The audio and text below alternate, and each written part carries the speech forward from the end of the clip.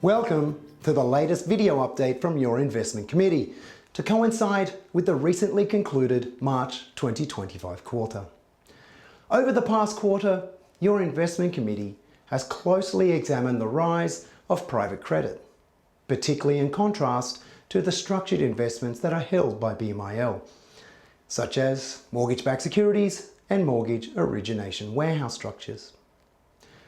While private credit has become increasingly popular, both in Australia and globally, its rapid growth has also drawn scrutiny.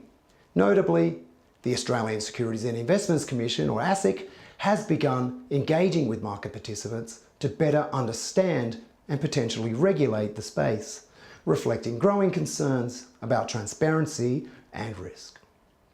Although private credit and non-bank financial institutions, or NBFI investments, may appear similar at first glance, there are fundamental structural differences that materially impact investor risk and return.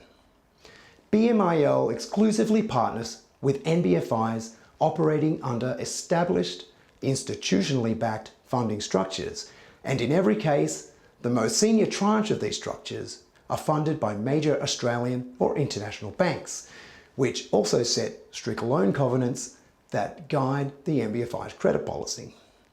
These covenants introduce robust oversight and ensure that lending standards align with institutional grade risk management.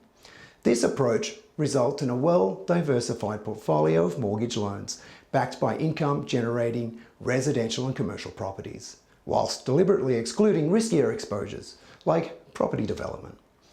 By contrast, private credit funds often pool investor capital to fund only a small number of large illiquid loans, typically tied to a single asset or borrower. These loans are underwritten by the private credit fund themselves, which may not be subject to the same level of institutional scrutiny, nor may the private credit operator possess the same credit assessment capabilities as a major bank.